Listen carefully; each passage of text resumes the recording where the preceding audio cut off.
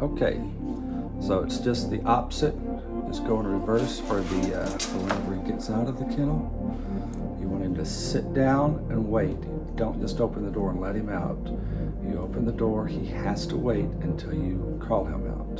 So let's see what that looks like. No, sir. You wait.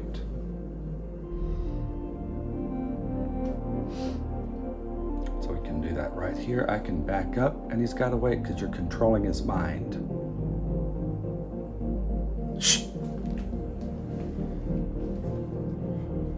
When you're ready, just call him out. Come here. Come here, bird. Front. Come here. Front. Good boy, Buster. That's a good job, birdie. Yeah, that's a good job. Let's go back in the kennel. Go take a little rest, mister. Sit down. Sit. Good boy. Good boy, bird. You're doing so good, buddy. Nice job.